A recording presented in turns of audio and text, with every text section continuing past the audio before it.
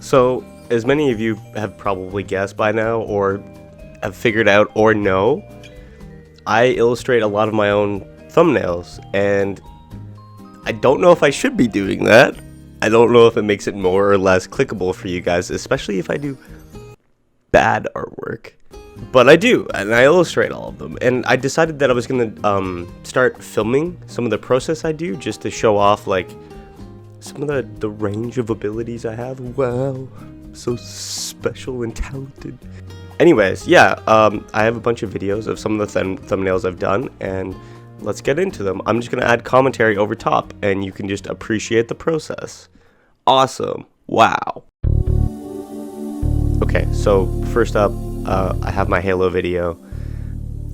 Halo, for me, I felt like there's a lot of, like, Master Chief. You know, he's the front and center guy in most of the videos, or for most of the advertising. But to me, like, I just remember spending a lot of time on the Ghost and just, like, running over my friends in multiplayer. So I decided that for my thumbnail, I would use the Ghost as the design. So here I am using my mechanical pencil, just scratching out the base shape of what I think the Ghost is going to look like before I start filling in some of the details, the pose. Yeah. I use a mechanical pencil because I'm lazy. Using one of those wooden pencils where you're constantly sharpening it drives me insane. It just takes too long, and then you also never get that fine edge you want when you want to get, like, all the little detailed lines and stuff. It's a pain in the butt. So I'm a mechanical pencil. I just, like, twist it, and then boom, the pencil's always the exact size of lead that I want. It's perfect. I love it. Hopefully you do too. Get wrecked. So here I am. I'm trying to pose myself on the Ghost. I couldn't figure out how the characters sit on the Ghost ship. As you can see, I've erased the shit out of everything I just drew, as one does. I probably will do that a few more times. Let's find out.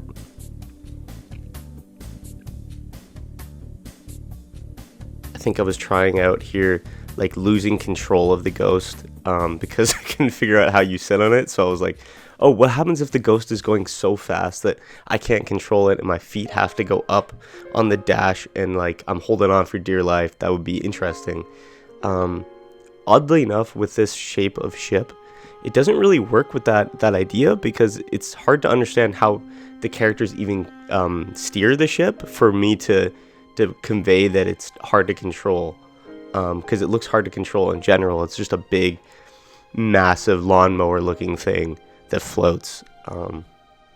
Incredible stuff. Honestly, the design work from Bungie during the Halo days is just, like, I mean, Bungie, period. They do great work. It's really cool. Really cool vehicle designs too. So I think this is the pose I settle with. It's just a normal, like, sitting on a tractor kind of pose. I like it. We're feeling it. Here I am. I do my little, like, I do, like, a little comic approach, I guess. I have a lot of history in comics. I draw, like, the T in the face to plant where I'm going to put the eyeballs and the nose, and where the center of the face is going to be, as well as where the eye line is. I think a lot of artists do a lot more of those lines to study and measure out how far everything is going to be. But for me, I like to just kind of freestyle the rest of the stuff, because I think my approach to some of my goofier character design and stuff is usually, like, bigger mouths or small noses, big noses. I like to play with proportion, so those, like, little measurement lines don't help convey what I'm trying to do here. Now I'm just adding details to the face. Whenever I draw heads, I always start with the base shape, and that doesn't include the facial hair. So, I always have to kind of, like, sketch in the head shape and then add the facial hair over top and then erase the head shape. It's a process, I'm currently clothing myself too. You gotta have a t-shirt on. You don't want to ride a Ghost naked. You're probably gonna get burned. I'm just throwing that out there.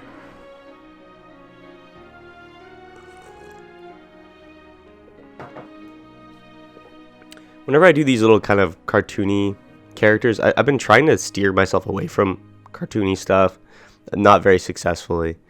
I find hands the most interesting part of that, because it's very easy to do like sausage link fingers and like always have three fingers with one thumb. I, I can do a lot more than just cartoony stuff, but a lot of my portfolio is cartoony stuff. So, in the future, you might see some of my thumbnails branching out and being a little bit more edgy. Edgelord.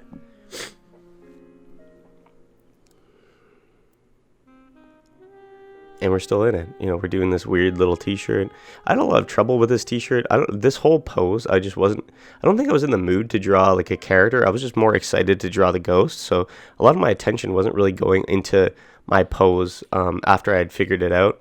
I just wanted to move on from my little caricature and then get right to the ghost design, because I found it so interesting and uncertain. I really like the uncertain anxiety feeling of this design. I didn't know where it was going, how it was going to look, how I'd handle it.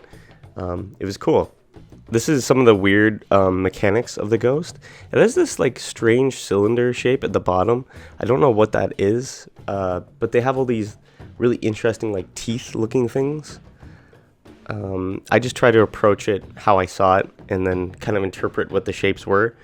I don't know. Maybe Bungie can answer that, or a Halo fan. I'm just started in the Halo series. That's what the video is about, is me playing Halo for the first time. So I have no idea what that is or what it's for. Here I am. I'm refining the shape and also working on the gun. The gun is such an interesting shape and has such a weird flow to it. There's all these weird gaps in it that I found really interesting, as well as like mechanical circles where like the gun can kind of like pivot from these pivot points. Really interesting design again.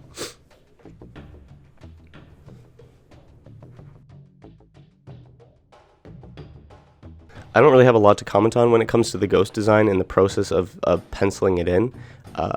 It's a very complicated design, and it just took a lot of focus to really nail down where parts were, where they were in relation to each other, and how the textures looked, as well as the shape. So outside of just like being precise and trying my best to like recreate the feeling of that big old floaty gunship, there's not really much to say. It's just staying focused and keeping my eye attuned to looking for like the distance between things and how they sit. Again, not much to comment on. Okay, so now it looks like I have the base pencil sketch all done. It looks pretty. Wow, look at that. Awesome. Now we pull out my shitty, cheap Sharpie pens. I use Sharpies because they're so abundant. You can buy them just about anywhere and everywhere, and you can buy them in bulk. When I use the fancy art markers, they're awesome. I can get better textures and stuff out of them, or more consistent lines. But the thing is that they dry up just as fast as the Sharpies do. And I go through Sharpies like, I'd say like every 2 to 3 weeks, there's a dry Sharpie somewhere that I'm using, and I have to turf it. And then when we're turfing expensive art markers, that feels so bad, man. Like, I'd rather just toss a Sharpie and then just pull out another one. I have a pack of like, I don't know, 10 Sharpies ready to go at any time. And I'll often have 10 Sharpies and I'll buy another pack just anticipating that I'm going to be going through them soon.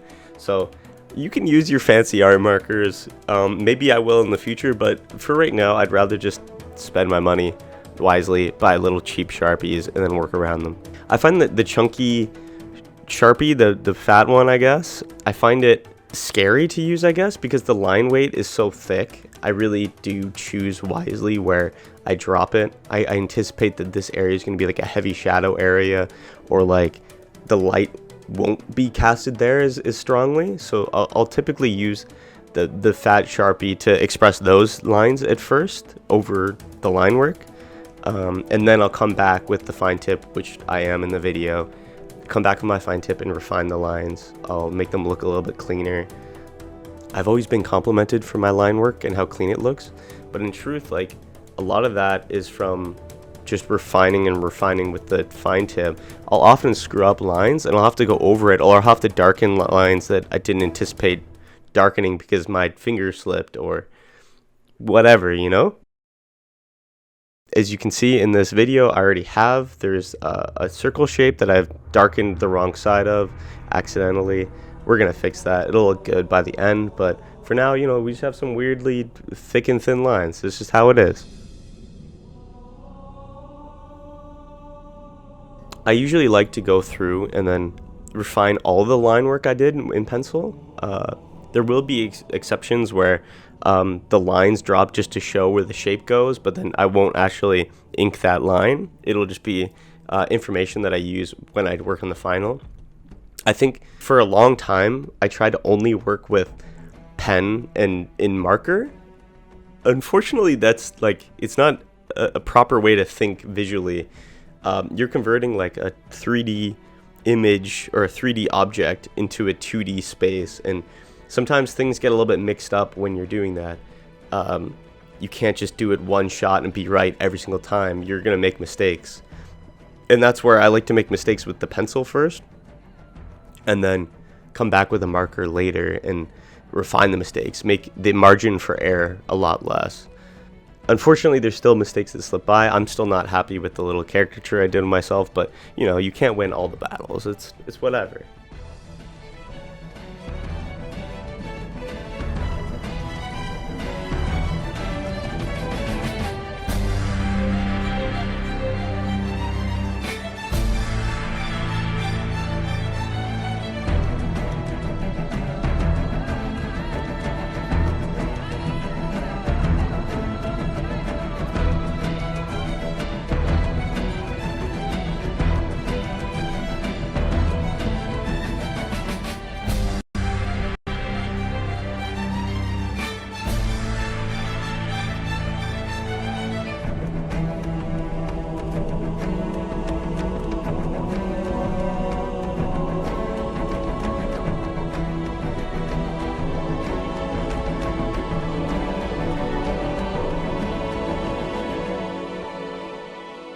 When it comes to facial hair, I always find like the line work matters a lot.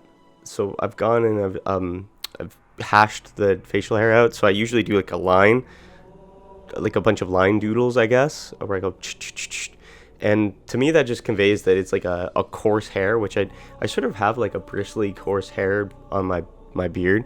It's like it's not a nice full beard. It's just like these really painful, scratchy beard hairs. So to me, I always kind of approach it that way with the feeling. It's just, you know, coarse hair, a very aggressive line work. That's how I approach that. Sometimes inking is about texture. Sometimes it's about the feeling or the flow. Here's another interesting thing I'm doing, which is I'm wearing black shorts right now. Wow, black shorts. I like to do black shorts and black clothes where you see the outside, I guess, edge glow of the white, and then you fill it all in with black. I think it's such an aggressive way to approach the inking. It's just really cool, and it leads to a cool final product. So at this point, it looks like most of the base shapes have been approached, which means that now I come in and I refine. In this case, it's filling in shadows, darkening lines that need to be darkened, refining lines that look wonky, finding shapes or textures that need to be added to just, you know, fill out the drawing and make it look more awesome. Because that's what we're after typically, is just awesome. I think drawing to drawing, it depends, but typically with YouTube and YouTube thumbnails, I just want to convey amazing or awesome or shock or wow. If you're doing like a fine art, maybe you're after sadness or like, you know, anger or something. I don't know. But for YouTube, we're after awesome. Okay, so now that I have all the ink laid out, I've brought out the classic pink eraser. I find that certain markers, which in this case Sharpie isn't affected by this, but when you erase, it smudges all the line work, and that's the worst, and it sucks. I've tried waiting for line work to dry, and I have not waited for line work to dry, and either way it smudges in some way, unless you're using Sharpie. Sharpie has been the most consistent, cheap, crappy marker that I use, and I love it, and I will back Sharpie till the end of time. If you have better marker ideas, you know, suggest it down below. Get the people talking. I use Sharpie. You can roast me in the comments. Deal with it. I don't know. If you got something new, I'll try it out, but I'm still probably going to love Sharpie. Okay, so now that all the line work's done, I've brought out the pencil crayon. This drawing won't ever look colored. The way I approach is that I do all the shading in like a black and white. So I'm picturing this pencil crayon in like a dark value rather than an orange, because I just use whatever color I see that looks kind of nice. Sometimes you'll see me shade with a blue pencil crayon, or a purple, or a green, or an orange, or sometimes even a black. But I run out of black pencil crayons a lot, so I use whatever color I feel like. When I bring this into digital software, I just remove the color from it. I just turn it into a shade value. So if you can imagine this being black and white with me, then we'll all be happy. And it's not an orange ghost, just deal with it. Right here, I've decided that there's certain shape values that I'm working on in my head. The hood of the ghost, it's a big bubbly thing, so I've shaded it like I would shade a ball. I've come in and I've rounded it out.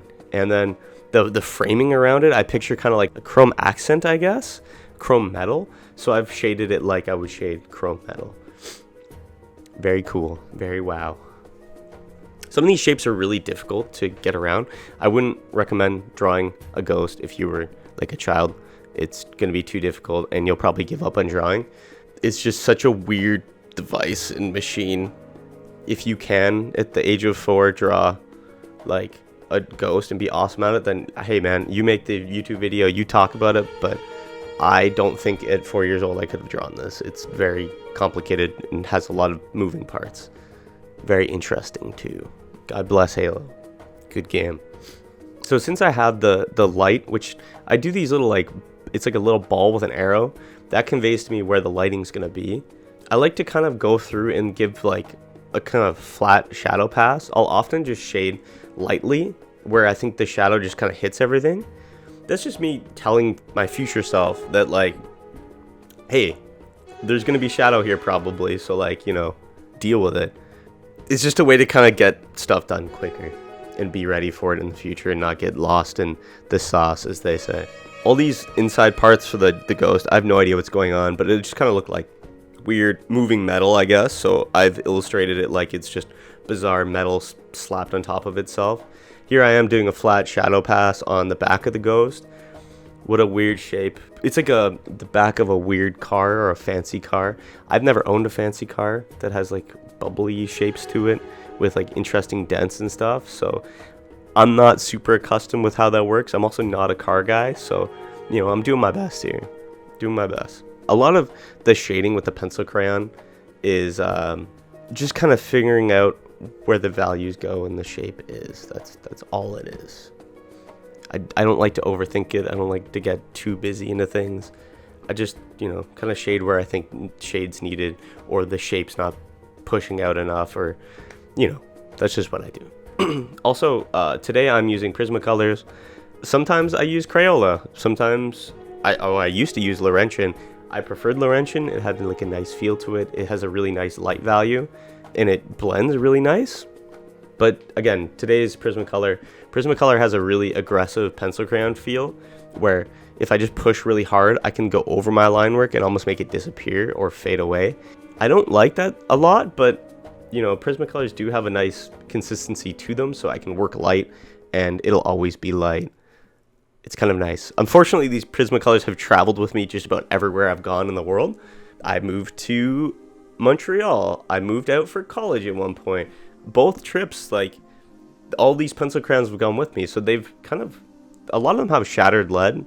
So sometimes my color choices, also reflective of that. Maybe this pencil crayon in orange survived the shaking a little bit better, so they don't break off as often. I'm a big fan of this orange pencil crayon, I can tell you that after using it for this video. It's a good one. It held in there. It's got good lead.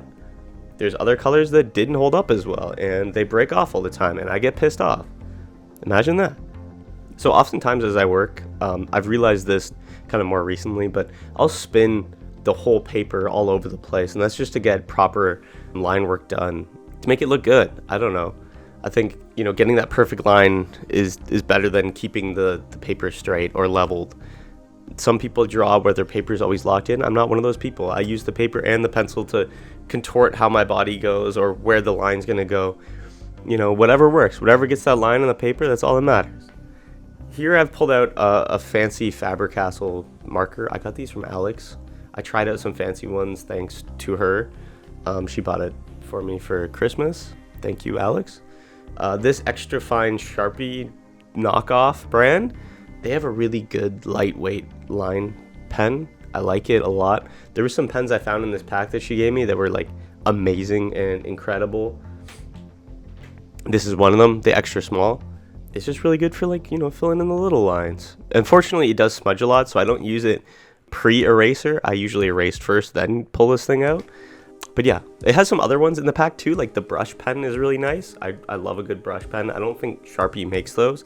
If they do, Sharpie, feel free to send me a Sharpie brush pen. I will happily use it. But yeah, I don't know. Big fan of this marker. It's a good time. Just throwing that out there.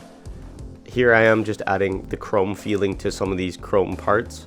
Like the gun really does need like a metal pass where it looks good and chromed up and catches those aggressive shadows that happen on metal. Wonderful. And then yeah, like just adding extra shapes and adding extra textures to things is important at this stage, because you really do want this piece of machinery to feel like a future amazing advanced thing, like alien tech, you know? And filling in those details is really what conveys that. It's very important. If you're an illustrator, add detail. Take the extra little time where you would have put the drawing away and said it was done, and just make it not done, you know? Keep going. Push yourself. See how long you can keep adding details to it for. It'll eventually look cooler because you did that. Anyways, it looks like I'm done. Look at that. The traditional pass is done. So now I will take that and I'll scan it. I'll convert it to black and white. I use Photoshop for that. Unfortunately, I didn't record any screen capture of me doing that. Sorry, deal with it. But I will turn it all into black and white. I'll take away the white behind it, and then I'll illustrate and color on layers in Photoshop behind it. And then, you know, I'll do all the coloring and painting digitally. Not the best digital painter, but, you know, I try. And I try to mix it with my traditional vibe. I used to try and do everything digital, but I find there's just like a feeling and I guess a vibe that comes from the traditional inking of things that I really like that gets lost when I do it digitally. So, you know, I try to mix them both up. I like digital painting and I like traditional inking. What can I say? That's just how it is. Anyways, I hope you enjoyed this video. You know, get out there and draw some stuff, make some YouTube videos. I don't care. Play Halo. Do whatever you want, man. I don't care. I played Halo recently for the first time in 22 years. It's been out for 22 years and I've never played it, but I played it recently and it was awesome. If you want to check out my thoughts and opinions on that game, you can see that with a link below, I'm sure. Cool. If you're here for art, I'm sorry that I'm recommending video game videos. What is this channel? What am I doing? I don't know. You tell me. Okay, so this art was done for the Pokemon randomizer video I did with Davis. At this point, I've already penciled everything in. My thought process was I wanted to have me and Davis in the thumbnail because he was a big help and really did contribute to most of that video. He did an awesome job. He brought his A game. He's very charismatic on camera. You're the best, man. Appreciate you for coming on to do some YouTube stuff with me. So I chose to illustrate him and me. But the thing is that the video is about Pokemon. So I wanted most of the thumbnail to be absorbed and consumed by, you know, a Pokemon or Pokemon. And when we did our randomizer run, he got an Ivysaur and he was so pumped up about it. And then it turns out that the Ivysaur wasn't a grass type. It was an ice type, which threw him off and threw me off. It was very bizarre. So I tried my approach at turning Ivysaur into an ice type and making him look like an ice type. It was very bizarre. With this pencil sketch, I have roughly approached where I think Ivysaur's facial structures would go. I did it kind of loosely because I figured, like, you know, he's not really a shape that I'm familiar with. It's not something I can measure out. I just had to kind of freeball it and make it look as good as I possibly could, and really focus on the shapes of the facial features and make them look really poppy and cool like he is. What an interesting Pokemon. I like him. Now, the other thing was my Vileplume. I had a Vileplume during my playthrough, and it turned out to be Psychic type, which I didn't know when I picked it. So I picked this strange Pokemon that I'm not really crazy about, and it turned out to be one of the best Pokemon I could have picked. In Gen 1, Psychic type is broken, and every single Pokemon got absolutely bodied by it. It would use its brain and destroy things. Unfortunately, Vileplume, if it was a different Pokemon, I could have like made its head big, give it a big, like a big brain or something to convey that it was Psychic type. But since Vileplume already has a massive head, I figured it'd be just kind of strange to like add muscles to it. Again, that doesn't really like convey Psychic type, but to me it just conveyed how like strong Vileplume was, because Vileplume was broken and too powerful is what we kept joking about. Vileplume swole, oh my god. So again, I just gave it absurd muscles, and I hope that that conveys the power of my Vileplume that I had during this playthrough. Yeah, what a beast. I'm so happy with that thing. Ivysaur sort of has these spots all around its body. They're like different colors. I figured since it was an ice type in this playthrough and in my sketch, it'd be kind of fun to like add little like shards of ice collecting all around it where those spots would have been. So that's kind of what those little shards of glass kind of look like on it. Okay, so at this point I have a bit of Ivysaur down. We have the crystals kind of like forming on the back of it. It got kind of complicated to like ink the crystal right away because I also had Davis's hand like gripped around the ice shard, so I had to kind of, you know, work on Davis's hand before even illustrating Davis. It was a weird way to work, but what can you do? That's a pretty good hand. I'm happy with that one. Hands can be really challenging, especially when you bounce back and forth between a cartoony style and a realist style, and then also like not over illustrating the hand. Or under illustrating the hand. I tend to under illustrate it because I just want to move on and get everything done. I don't know, how do you approach hands? I don't know how to do it in a consistent way. I do sausage links, or I do it a regular hand. I have all sorts of different ways of approaching, and typically I don't draw the fingernails, which is very bizarre. I should probably start doing that, but I find that whenever I do that, you know, the finger starts looking weird. I should probably do some studies of just fingernails. How the heck do those things work? Why do we have them? What are they for? What the hell? Okay, so now we have Ivysaur completely illustrated. He is missing a leg, but you know, I'll probably get to that later. He's covered in ice shards. Look at that. He looks great. Awesome. Or she. I think Ivysaurs can be either gender. I'm just being an ass. Love that.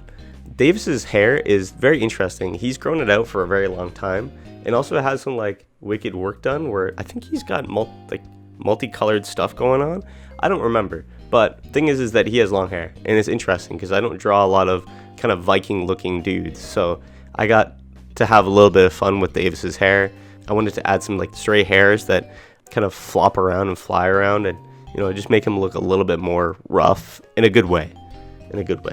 Thank you, Davis, for being the model of this illustration. Also, wicked beard. He has an insanely long beard that I don't know how he grew it, but he's done it. And then again, illustrating that, I approach by adding those little coarse lines where you add the volume with the texture.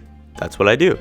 Sometimes I try to approach hair where I approach the flow of it, where the hair grows from, where it starts is where it's darkest, and then as you move out and start filling up the volume of the hair, I start doing less line work and doing more fine line work. Love that. Davis is giving me, who's on top of the Vileplume, a thumbs up.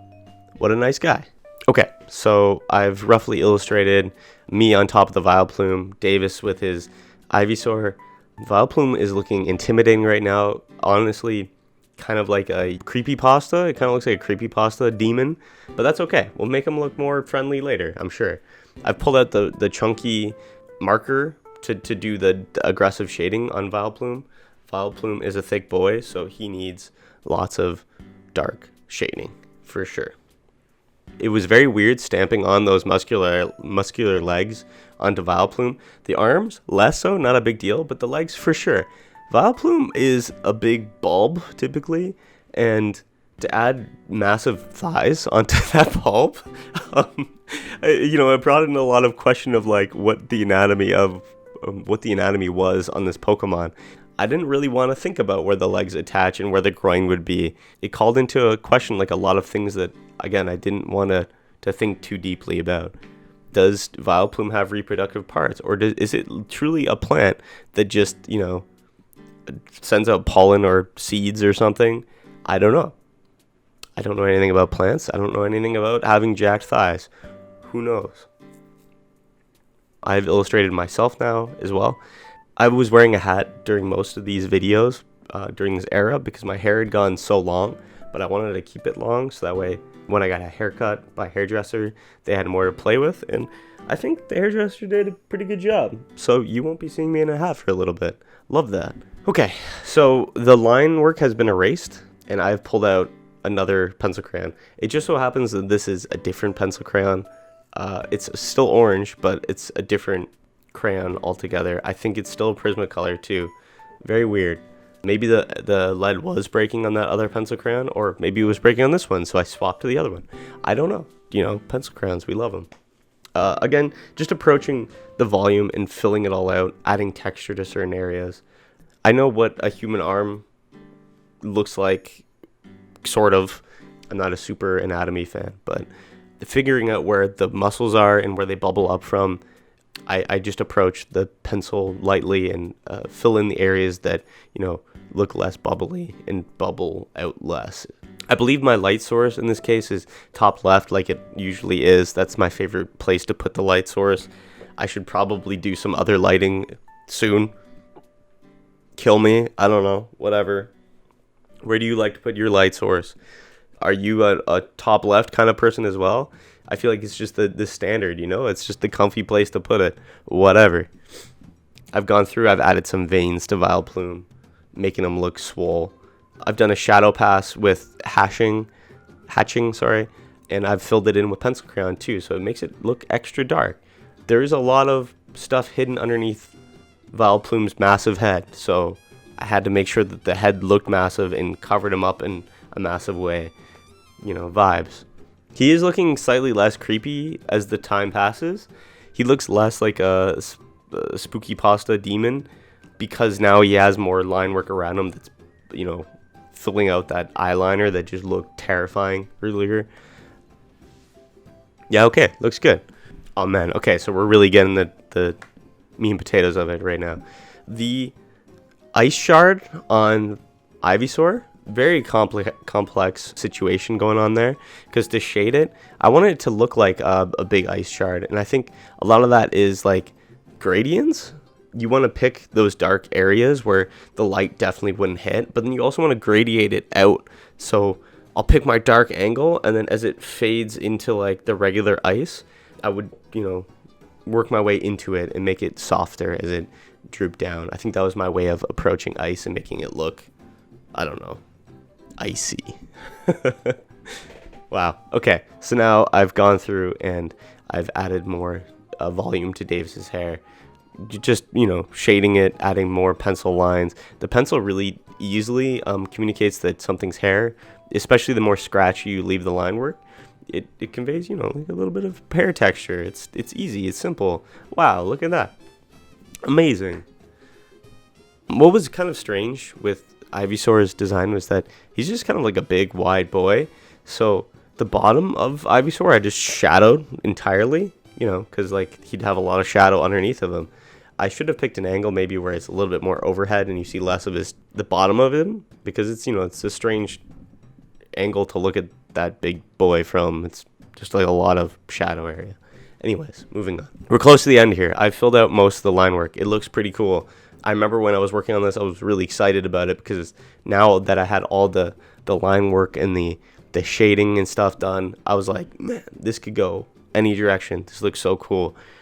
And it did. It was really cool. I came in and I digitized it, and then I digital painted it, and then I had to choose colors that represented these Pokemon that conveyed, their typage. Vileplume, unfortunately, again, it was a struggle because he's like a purple red, and that's not really psychic, but I didn't draw him like a psychic type. I drew him like a fighting type almost.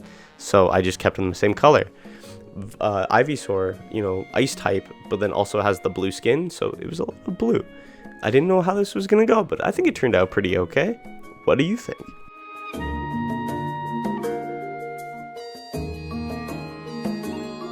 That's the end of it all. These are 2 thumbnails that I was quite happy with. I've commented over them. Did you like the thumbnails? Do you think there's areas I could improve on? I definitely think there's areas I can improve on. I want to get better at my thumbnail game and my artwork every single day. I think it's something I care a lot about. And I asked a friend recently, and I said, you know, are YouTube thumbnails things I should keep illustrating? And he said, if it's something you like and you enjoy and you do, and it brings you happiness, then keep doing it. And I said, okay. And truthfully, I think in that moment I realized how much I enjoy making these thumbnails and doing the artwork for them. I don't think it's something I'm just going to randomly stop doing now. I think I'll just keep going and keep illustrating new things. So in the future, hopefully my thumbnails look even better than they do now. I don't know.